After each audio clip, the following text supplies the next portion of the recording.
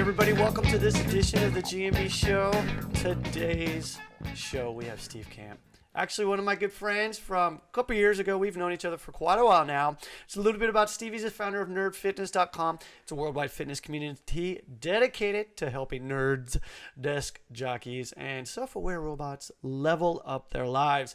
He's also an author of an upcoming book, Level Up Your Life, that gives people a blueprint for prioritizing adventure, growth, and happiness by turning life into a giant video game. This is kind of going to be the topic of today's chat. We're going to talk about how to level up your life. Before that, Steve, how you doing, man? I'm great, Ryan, dude. We were just talking about this before the show, but we met virtually. Yes. Many years ago through a mutual friend, Adam Baker. I think you guys were getting ready to do something. And Yeah. he's like, you need to talk to these guys over at Gold Medal Bodies. And I was like, oh, that sounds interesting. And I think like just immediately, like it clicked. Like I saw what you were doing and how you were doing it. I was like, this is a guy that is awesome and I need to talk to. And I got a chance to hang out with Andy in Hawaii, and unfortunately haven't made it over to Japan yet, but I'll have to add that to my next week for New Year's, right? Right. I'm actually have a flight tomorrow. I didn't tell you. I'm bringing all of my stuff and moving in. So nice. I'll see you soon. So anyways, man, it's good to see you. It's good to be able to talk about this stuff. There's so many overlapping aspects of my philosophy and your philosophy. There's like I don't know if there's an equivalent of like a bromance between websites, but if it existed, I think one would exist between GMB and Nerd Fitness. Yeah. God. Yeah. And everybody, you got to say, it is funny how you can meet somebody online and you guys just click, and we never have met in person, which is just hilarious. So we do need to make that happen one of these days. Well, we've talked enough, and I was saying earlier that like I feel like I know you 15 seconds at a time every day because I watch all your videos on Instagram as I'm trying to do less difficult things and failing miserably at them in the gym myself. So it's always fun to watch. Well, hey, listen, go a little bit into your background in depth for us. Let us know, sure. And maybe talk a little bit about all the places you've been around the world. Yeah, absolutely. So 7 years ago, or I guess 8 years ago, as somebody that had struggled previously with getting fit and getting healthy, even though I had been working out relatively consistently, it wasn't until I fixed my diet and simplified my workout strategy and really focused on like functional type movements, body weight exercises and old school barbell training, things like that I finally started to see success. Mm-hmm. And I knew that if I struggled with it for many years before finding like that path, there have to be other people out there like myself that also struggled but didn't know where to turn and weren't sure how to get there.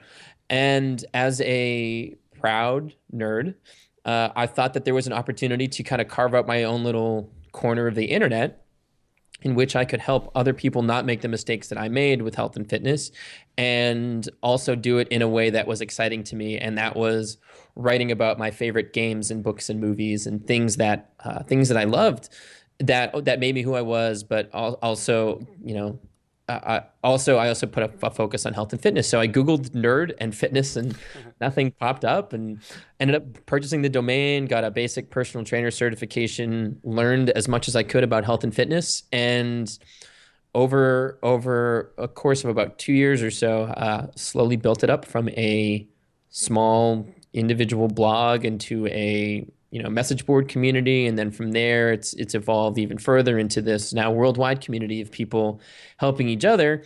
And once I turned Nerd Fitness into my full-time gig, for a while there, like I was living this dual existence. Like by day, I was a marketing assistant in a job, and by night, I was rebel leader of Nerd Fitness, writing articles and things. But then suddenly, Nerd Fitness became the day job. I was like, Nerd Fitness is the day job. What's my alter ego? I was like, well, my alter ego should be doing all of the things I've always wanted to do. Now that I've built this life that has prioritized things that are important to me, like what does superhero version of Steve look like? And it was somebody that challenged himself physically, mentally, traveled, learned new skills, both mental and physical, volunteered his time, helped other people, became financially independent, etc. So I started to put together this list of things that were important to me in improving my life and improving the lives of others. But I didn't want to just build a bucket list. Personally, I think bucket lists kind of suck, and everybody just throws a bunch of stuff on it, but never makes any progress towards completing them. So instead, I thought back to all of my favorite games and books and movies and kind of like the game mechanics as to why I got so addicted to them. And instead of creating a bucket list, I instead decided to turn my life into a video game, which I called my Epic Quest of Awesome. I then turned the world into this video game world where each continent was a different zone, and I had missions based on difficulty and different challenges and boss battles and things like that. And then I kind of went all in on this idea and sold all of my stuff and proceeded to run Nerd Fitness from my laptop and spent all of 2011 and half of 2012 building the business while staying in cheap hostels and living on people's couches, jumping around the world. And I got a chance to do some pretty cool things. I flew a stunt plane in New Zealand, skydived, bungee jumped, got scuba certified, and found Nemo in the Great Barrier Reef. Went to Angkor Wat in Cambodia, hiked up the Great Wall of China, and spent a weekend living like James Bond in Monaco, tracked animals through South Africa, went to Oktoberfest in Germany and Carnival in Brazil. In addition to that, over the past year while writing this book, I actually learned to play the violin and volunteered each week at a children's hospital where I live. So I wanted to prove to people with my big trip that if a risk-averse shy nerd can do something as crazy as this, then there have to be adventures that you're probably putting off in your own life that if you put certain systems in place, you can do relatively cheaply and actually pull off and give yourself some great memories to live by. And then I think it was also important for me to show, like, you know, I learned to play an instrument while also writing a book and running a company. I was like, if everybody's like, oh man, I wish I could play the guitar. I wish I could play the piano. And oh, I wish I could learn how to speak a language. I wanted to write a book, blah, blah, blah. Everybody says these things every January 1st. They have these goals that are very nebulous and they never follow through on.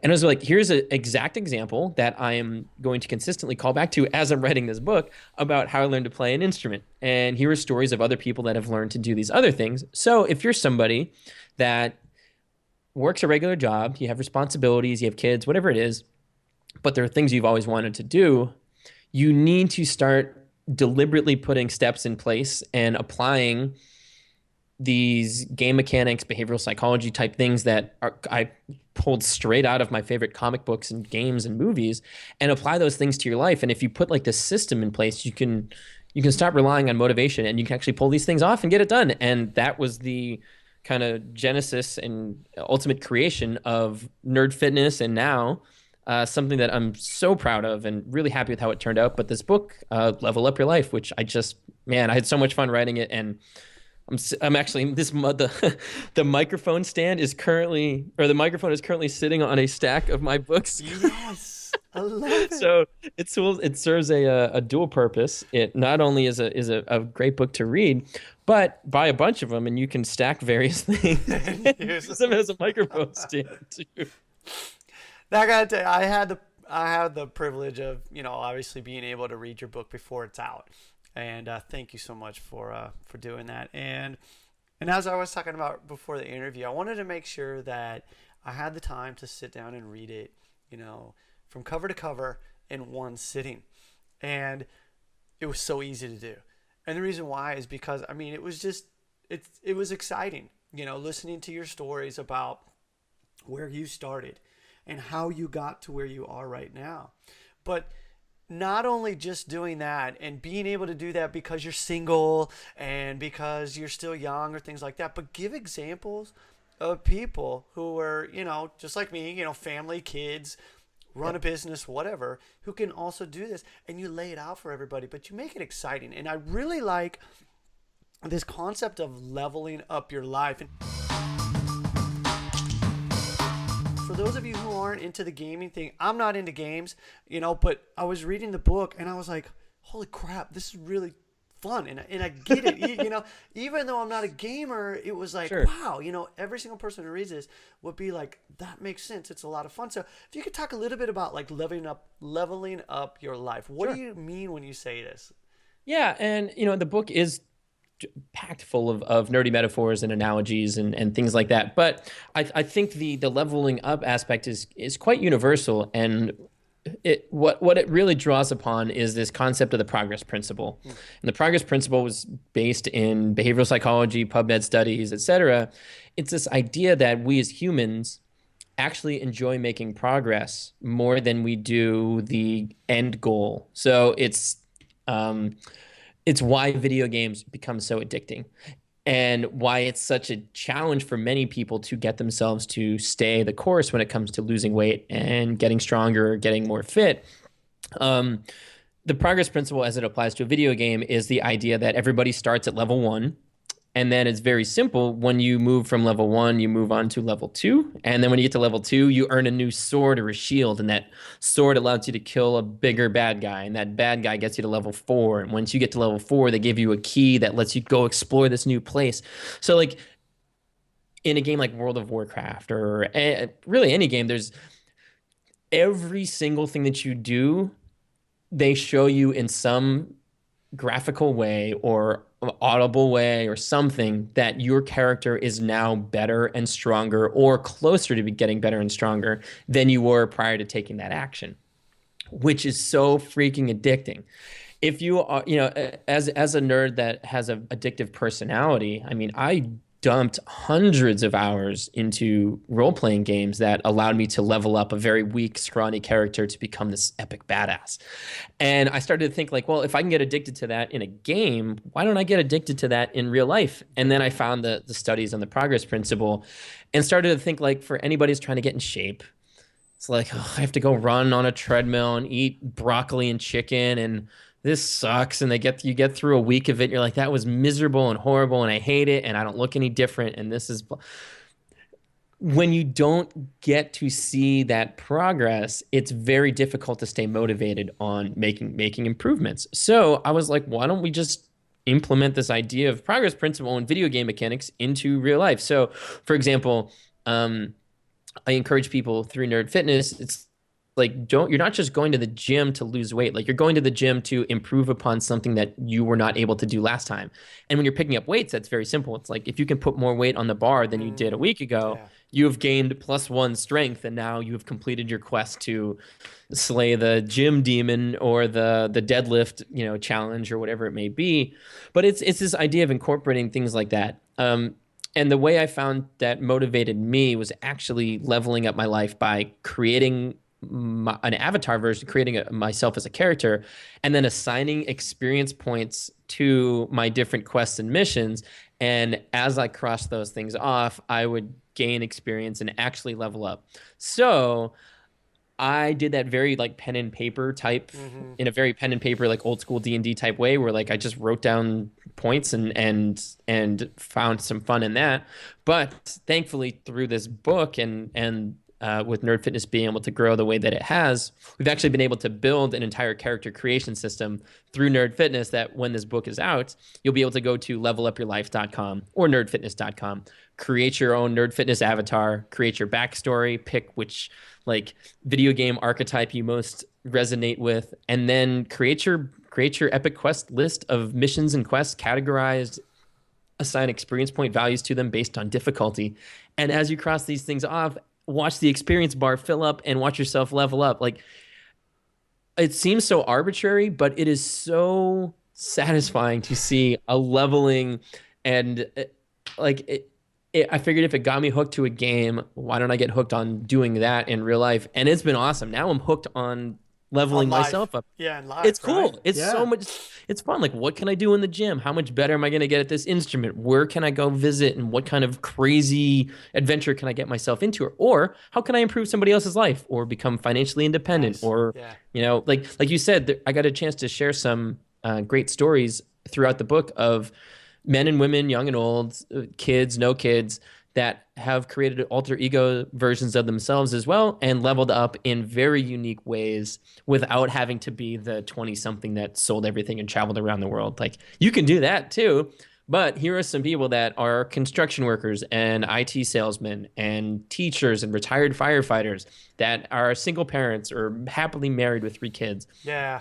I Yeah. love sharing those stories to show like you can make your game in whatever way that you want. You just need to make something and then get started moving down that path. Going back to the idea of the quest, I like how you did this because it wasn't just, simply a task that you have to do. You look at it as you're going somewhere. This is your journey. But the important things are, what do you do along the way in order to make sure that you're leveling up to get there? And the way you broke it down that way, I love that. And it's so in that way, it's got that fun involved. And this is something, of course, too, that you talk a lot about, is you've got to enjoy the process. And Sure. I think, the way, that we move towards happiness, because let's be honest, I mean, we don't want to move towards crappiness, and so, Nice. and so, um, going back here, looking a little bit about, the different kinds of quests and how to create happiness, and something that you wrote in your book that I really liked is something that you wrote: time spent daily, hopefully in a job that challenges us, but also in our after-hour hobbies, is what can help lead us towards happiness. And so, something, that alter ego that you talk about. Well, during the day, you could be working in this particular job, and maybe it's not the ultimate job that you want, but making sure that you are being challenged within that job. And then in the evening, then you can have your quest and you can focus on that, similar to what you were doing. Well, exactly what you were doing, where you Sure. were working a different job, and then in the evening working towards nerd fitness. So talk a little bit about looking at quests and some of the challenges that you faced and what you did to complete your quest. Because, I mean, let's be honest. I mean, a lot of people, they'll start off on this quest and they'll have that notion of, oh yeah, I want to get here. And in the very beginning, the honeymoon period, it's all nice and everything. But after a couple of weeks, it starts to get there. And this is Sure. perfect timing because, in January, everybody's like, yeah, Mhm. I'm going to go back to the gym and blah. They don't get This where is they the want to year. go. No, This is it. right. Yeah, right. Mhm. So Yeah. what are some of the challenges you faced, and what did you do in order to help keep yourself on track, and progressing throughout your journey? Oh man, there's so many things I want to talk about right there. I'm going to talk about all of them simultaneously. Okay, So, cool. blah, blah, blah. As you can tell, I'm just very excited about pretty much everything. Um, the I have the thing that I think love the most about what you were just saying, specifically when you're talking about the journey and the thing that people hopefully find satisfaction through their jobs. If they don't, they need to find it in their after hours work until they can find it through their job. I think no better story exemplifies or personifies, whichever word is more grammatically correct there. That is the idea of, or the TV show Ninja Warrior. Oh yeah, yeah. So, or as they call it in Japan, Sasuke. Yeah, Sasuke, I've been yeah. watching Sasuke once when it was on G4 as far back as like 2006, I think. Like watching the Japanese version of it with American subtitles. And the thing I love so much about this show, and anybody that's not familiar with it, although I'm guessing if they're watching or if they're listening to this, they probably are. Sure. It's this phenomenal obstacle course that people have to move through. With it's got 4 different stages, aka 4 different levels that increase in difficulty, and you cannot make it to the next level until you complete the previous one. And through thousands of competitors, only a handful of people have ever completed the entire mission. Completed all 4 levels. And the thing I love the most about it is, one, there's this sense of camaraderie. So it's like this team competitive, although it's solo. It's individual. Yeah, it's individual. It's individual, but everybody's cheering for everybody else. My favorite guy, Makoto Nagano, is a the fisherman. Yeah. The fisherman. I love that he's a fisherman, but he like trains on his boat. And then like the most recent guy that won, what was his name? It was like Bunpei Sugator or something. I can't remember his name specifically. He was a shoe salesman. Oh. He won the Japanese version of Ninja Warrior, and he was a shoe salesman. And but then he also did this thing on the side. Just recently, they've now done American Ninja Warrior, and they finally crowned their first American Ninja Warrior champion. The guy that won, he's a busboy. Like, how freaking cool is that? Like, I don't care what you do or how you spend your time. We all got to pay the bills. We all have Yeah. Yeah. responsibilities. But how you spend your time, if you attack that time with the right, I hate to use the word passion because passion is like people are just like, oh, just follow your passion and build a business around that. It's like, Yeah. well, not really. Like, get good at something. I love Cal Newport's philosophy on this author who talks about like so good they can't ignore you. I was just talking with Andy the other day about that. Yeah. Keep Oh, going. Sorry, so man. good. Yeah. Yeah. But what I've found in when anybody makes quests and missions, and it's really fun to dream big and come up with these great ideas, and I have no problem with that. I think like naive optimism oftentimes is really helpful. Like Mm-hmm. naive optimism got me to start a fitness blog in the middle of an industry that was so saturated with fitness. I didn't know any better. I was like, yeah, I'll just start a blog and figure out a way to be different and make it work. So anyways, so I think naive optimism needs to be combined with like just killer focus. And that focus does not come from being motivated to be focused. It doesn't come from being inspired to be focused. It comes from being freaking disciplined and building your environment around you, surrounding yourself with the right kind of people where the default activity is progress. So everybody, the saying that I continue to go back to is like, I only write when I'm motivated to write. Fortunately, I'm motivated to write every morning at 9 a.m.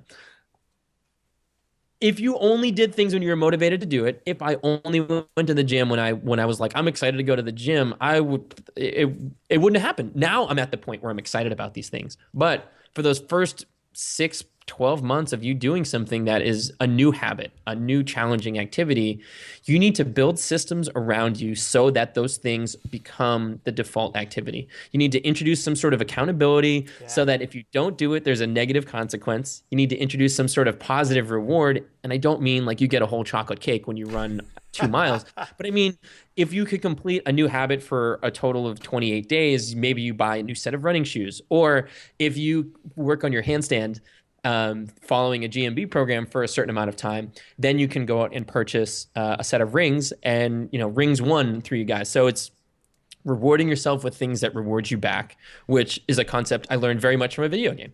And what I also love, I mean, just what you're saying too, like going to Nerd Fitness on the forums. I mean, you've got it set up exactly like that. So, you find your group and, accountability where you've got people on Nerd Fitness in the forums who are helping one another. And let's be honest, when you have those shitty days where you really don't want to do it, at least you step up. And like, my judo coach way back when, and I still use this for, all of my trainers and everybody. I'm just like, just show up and step on the mat, but you got to have that discipline to actually do that. And so, like what you said, it's accountability. And so if you're telling somebody you're going to do it and you don't do it, yeah, something I know that you did was, what was it? If you didn't write an article, or you gave your assistant what, $500, right? Yep. And said for every time that your blog post article was late, they would have to donate $50 to what is that church? That horrible. The Westboro Baptist Church. Yes, sorry.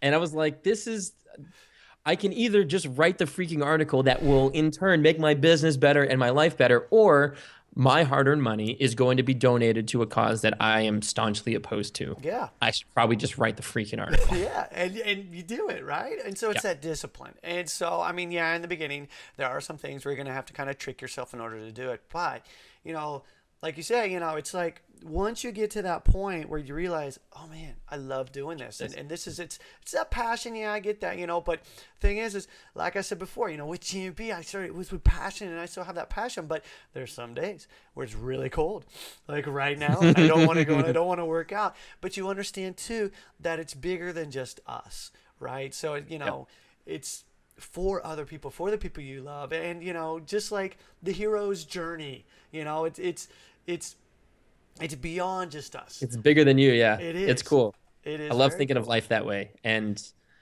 you're right, Well, man. I think Go ahead. I'm sorry. Go ahead. I was gonna say you're so right, and I found it very much, and I know you have as well, but I think those negative account or like some sort of accountability and reward systems are really helpful to start. But the quote that I heard was like, "Screw motivation, cultivate discipline." And I heard that, read that on the internet somewhere, and just fell in love with it. And I learned. It took me a few months to build the habit to do certain things. I had to get myself to build a habit to write every morning 500 words to write this book. I have to train 4 days a week, even I wasn't interested in it.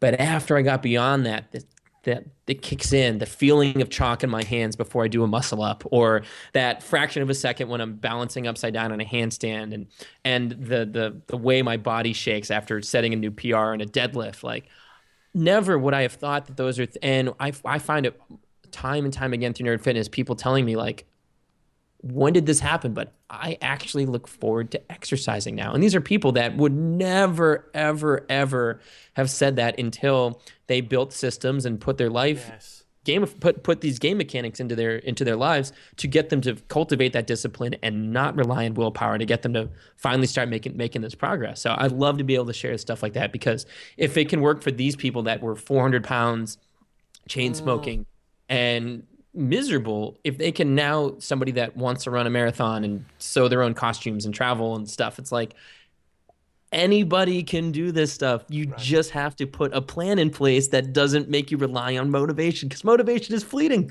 Yes. Well, let's go a little bit deeper. Okay, so let's Yeah. talk about I'm journey, in for right? all of it. So we're talking about the journey, but that doesn't really mean that, we play the journey is ours, Sure. but we don't play this game alone, right?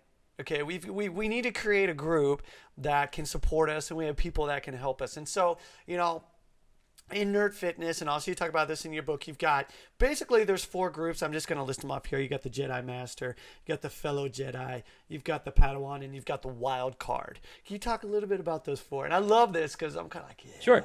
Yeah. So I firmly believe that we are influenced more by the people around us than we probably realize. Very much like we're influenced by the environment around us. We're influenced by the people that are around us. And in any video game, it's so simple. You're like, okay, you have 2 options. Group A is a group of people that are a higher level than you, that are badasses at this game. And you get to group up with them, and you get to go explore way cooler places and kill way bigger bad guys and advance way further, way faster. Or you can be the best person in this other group who kind of suck. They're kind of disappointing. You're not going to be able to explore much. One of them's going to flake out on you and blah, blah, blah. And you're like, I'm playing a game. That's an obvious answer. I want to be with the group that makes me better and blah, blah. Nobody does that in life. Excuse me. Very few people do that. Very few people, yeah. We surround ourselves with people that question our every move, that when you tell them you're focused on something, they're like, why did you, that's stupid, or like, why would you do that, or oh, must be nice to be you, but I'm too busy doing this other thing, or people that don't matter. And it's very frustrating, I think. So I like any rational, responsible nerd, took the same reasons why I loved grouping up with certain people in games, and like, well, how can I look forward to that in real life? And being a huge Star Wars fan, I kind of thought of like what that group looks like. And to me, like you said, it was the Jedi Master. It is somebody that is further ahead of you on the path that you are trying to go. So I think a mistake many people make is they're trying to get in shape and they read Muscle and Fitness magazine. It's like the way that Chris Evans or Hugh Jackman got in shape for Wolverine, and they try to follow Wolverine's workout plan, and they realize, 2 months later, they're like, why don't I look like Wolverine? It's like, well, you don't have millions of dollars and amazing genetics and 2 nutritionists and a trainer and a masseuse, and your life is not dependent on you looking like Wolverine. Yeah. So, however, if you were to learn from somebody that is also a single parent or also a 55-year-old retired person that has had success in the way that you want to, you can learn from that person. They are a little bit further ahead. You can follow their path, and they can help you get from level 1 to 2 to 3 to 4 because they are 2 steps ahead of you. In addition to that, you need to have, your fellow Jedi, the people that are in your kind of Jedi council, people that are going through the same crap you're going through.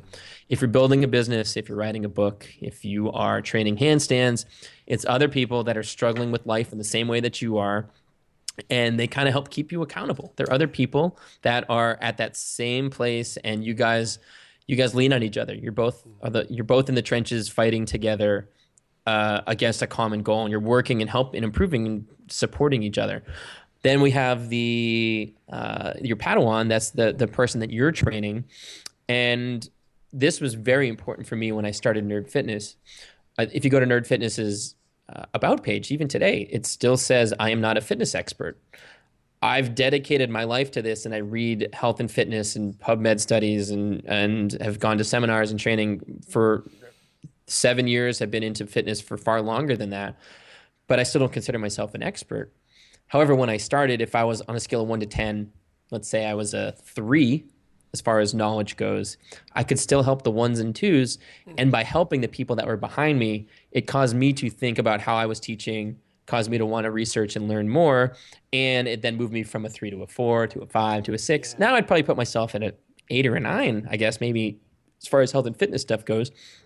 But I still don't consider myself an expert. I'm a student first and foremost, but I am training and helping other people that are further, kind of behind me. So I guess this book, if I'm the Jedi Master, this book is for my Padawan, the people that I'm training. And then last but not least, you have the wild card, and this one might be my favorite. Wild card, I guess the scoundrel, the rogue. It's the Han Solo of the group, I guess, and it's the guy who puts you in or gets you out of situations that you never would have got yourself into or out of to begin with. As a risk-averse, shy nerd that felt more comfortable in my hobbit hole, you kind of need that friend to give you the nudge out the door. Yeah. You need that friend that gets you to do the things that maybe make you slightly uncomfortable but are good for you. It might be traveling to a new place, approaching somebody you're afraid to talk to, signing you up for a competition or a fight or something that you're ready for, but you're too afraid to do it. You need that wild card who kind of jumps in there and says like, all right, let's go. And you kind of have to close your eyes and say, okay, let's do it.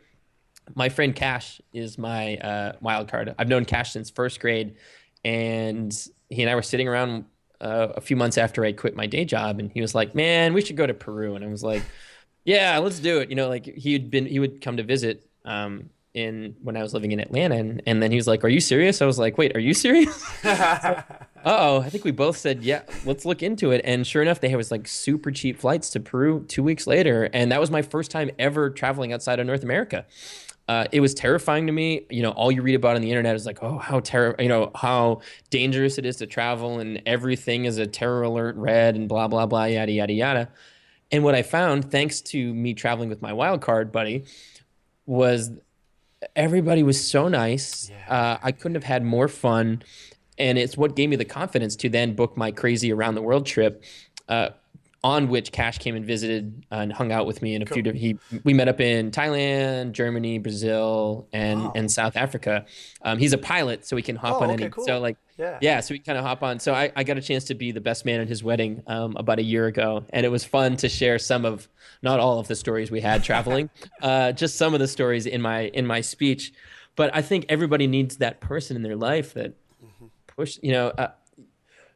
What I found, and I think I talk about this in the book, but if you're truly aiming to grow as a person or learn or whatever, you have to become comfortable with being uncomfortable. Yes. And growth happens outside of that comfort zone. If Bilbo never left the Hobbit, never left the Shire, then the Hobbit would have been a very boring book. If Frodo never took the ring, he never, who knows what would have happened. It would have been a very...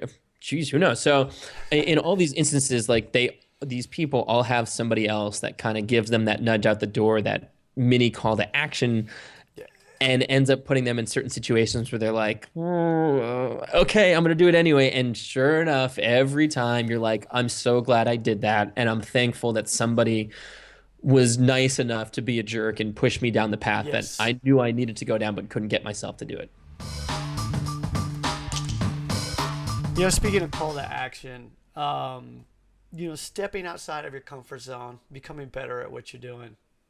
Something in your book you also talk about is how we can become more anti-fragile with things. And in it, you reference Jason Bourne, which I think is awesome because I love Jason Bourne.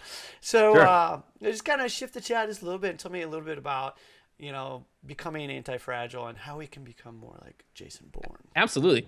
So I discovered Anti-Fragile through a mutual friend of ours, Anthony Michael. Anthony, yeah. Um, and it's a concept coined by the author Nassim Taleb. And he wrote a phenomenal book about it that Yeah, was it's a good just, book. it's like this great mental model that as soon as I read it, I was like, this makes so much freaking sense to me. But it's the idea that in life, there are three things exist in three types of states. You have things that are fragile. And fragile, you hold something up from a certain height and you drop it and it breaks. Everybody assumes the opposite of fragile is robust or sturdy, strong, whatever. You drop something from the same height and it doesn't break. It just stays where it is.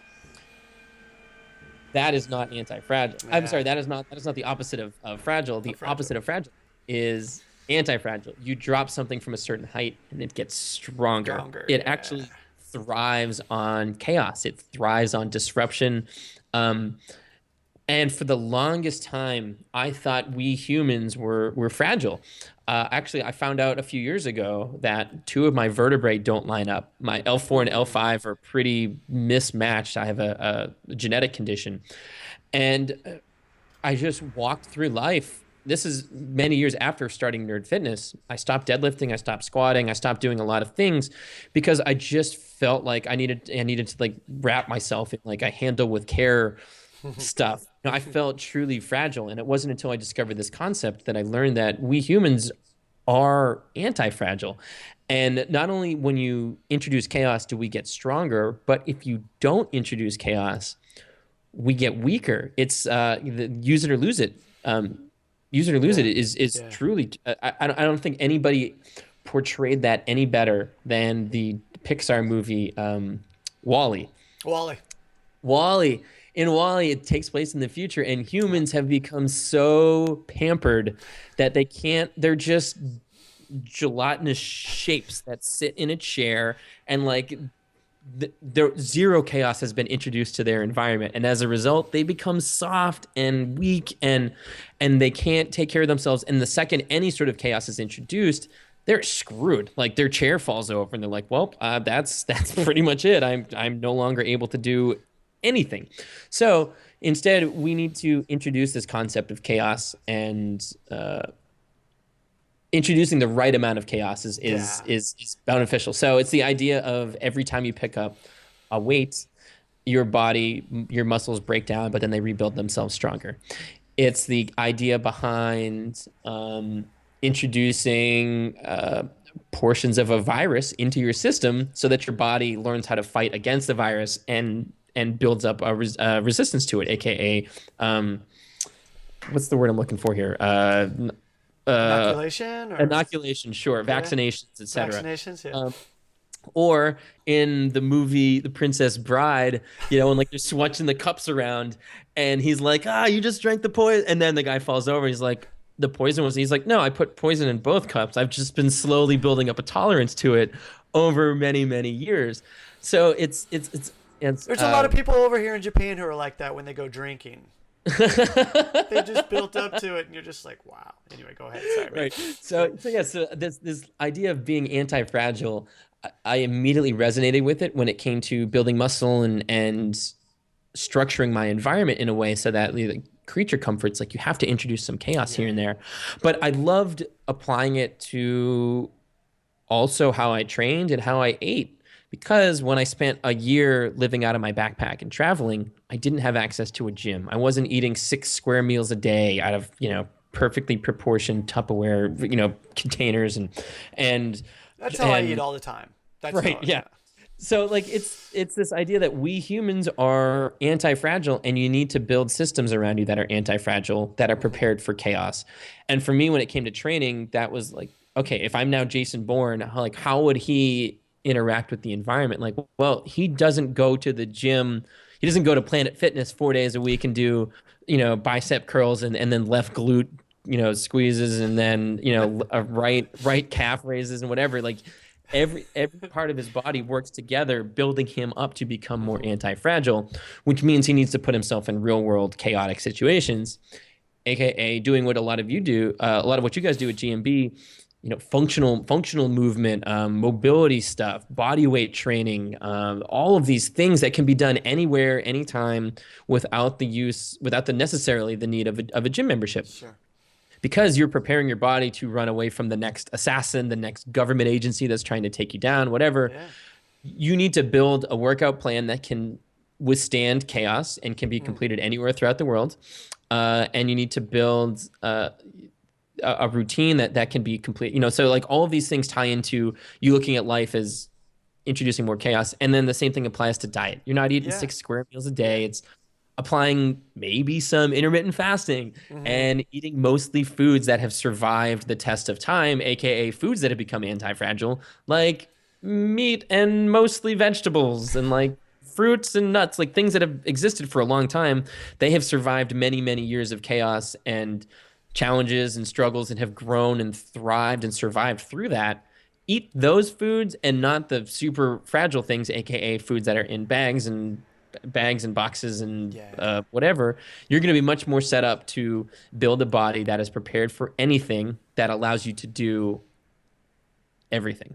Yeah. No, and I think I like it because it's, pretty much, you and I pretty much the same, right? Exactly. And so it's like, oh, I don't think I'm going to be able to do this particular workout today. Well, you know what? That's perfectly fine because there's other options and we have, the ability to do whatever. Oh, I'm not going to be able to eat today. Oh, it's going to be fine. No problem. Actually, probably better for you. Hey, grab an apple, whatever. It's going to be okay. Okay. So, yeah. Like people are like, you got to stoke the metabolic fires. And if I miss breakfast, then it's like, no, like imagine if cavemen 50,000 years ago were like, oh my God, I didn't get my Captain Crunch this morning. How am I ever going to go track down a saber-toothed tiger to bring food? You're screwed. Like, you're screwed. Man. You're screwed. You're done. I've been screwed for the past 2 years, shit, I better go eat breakfast right now. Right. No, yeah. Man, it's so true. And that's what I love. And I think, also just reframing the way you look at things and the way that you explained it, I like it because who doesn't want to be like Jason Bourne, And I think little things like that and the way you shape things and show people that, okay, it's not about necessarily a certain diet. It's not a certain workout. It's looking at you and basically, what quest are you on? What do you want to become? And I'm not saying that we want to actually become Jason Bourne, but, we love, we love movies, games and books and getting into the character of this particular, story and whatnot. But the story should be about us, and we're the ones who really should be creating the story of our life. And that's what I really like about this. Thanks, man. I could talk about this forever, but we need to kind of wrap it up a little bit. What is some final advice that you could give to my listeners out there? The most important, I think 3 things come to mind the most, and it's that we're creatures of habit. We are products of our environment, and we become the average of the people we spend most of our time with. So if you can start cultivating discipline to build the right habits and not rely on willpower and not rely on motivation. If you rely on those 2 things, you're dead in the water. That's why everybody gives up on their New Year's resolutions 3 weeks in. They don't put a system in place. They don't structure their environments to do these things right. Just for, my violin is within arm's reach of my desk because when it was nice and neatly put away in the corner where it looked nice, blah, blah, blah, I never touched it. Yeah. I had to buy a $10 stand and put it next to my desk. And now that I look at it every freaking 15 seconds, I'm thinking I need to play more violin. If you're somebody that's like, oh, I wish I could write a book or blah, blah, blah, yada, yada, yada, cancel your cable. Get rid of your television or unplug your TV and do something. Like, you might need to get drastic with cancel Netflix. It's going to be okay. Those shows, you can go back and watch them after you do the things you needed to do. I wanted to start Nerd Fitness for so long, but I was so hooked on a video game that I couldn't get myself to do it until my computer exploded and I couldn't afford to fix it. So then all of my time went into building Nerd Fitness. Like, you have to introduce these limitations, because if you only rely on yourself to say, I'm not going to eat the cookie in the cabinet up there, and I'm not going to watch the TV over there, and I'm not going to do and I'm going to do the things that are good for me, you're effed. So, and not a good, you're screwed. It's terrible. So, cultivate discipline, build habits, and structure your environment to make those things a win, and then surround yourself with people that are your allies. Surround yourself with people, your fellowship, your Jedi Council, your A-Team, your Justice League, whatever you want to call your group of people, but people that are actively also interested in helping you succeed and are interested in leveling themselves up. You guys can go on quests and missions together and make each other better, instead of enabling each other to skip workouts, to watch more things and eat more terrible foods and do whatever. Like, if this is important to you, and it is for me, like, we have one life, we have one body, might as well take care of it and do all the cool shit that we've ever wanted to do now. Like, tomorrow is no guarantee, so you might as well find a way to be happy now and do something that makes you feel alive and helps you grow as a person, and maybe helps other people too. So creatures of habit. Yeah. Cultivate discipline. We're creatures of habit. Surround yourself with good people, and we're products of our environment. So rearrange your environment until it sets you up to win and not fail. Love it. Love it. Hey, listen, everybody, you can find more info about Steve and his amazing book, levelupyourlife.com. That's one, no hyphen or anything in there, Level Up Your Life. Also, check out nerdfitness.com. You're going to love it. Guarantee ya. Guarantee ya. Steve, thanks so much, brother. It's always such a pleasure to talk to you, and we need to catch up, man. I'm looking forward to seeing you next week in Japan. You got it. I'm bringing all of my things, so I hope you like off-key violin, because I am pretty good at that. Yeah, I'll get out my violin too, so we can do a little bit of maybe. Love it. Thanks again, man. Thanks for the opportunity. All right, man. Thank you so much. Until next time, level up. Laters. For more great info, join us over at gmb.io, and be sure to check us out on iTunes and YouTube.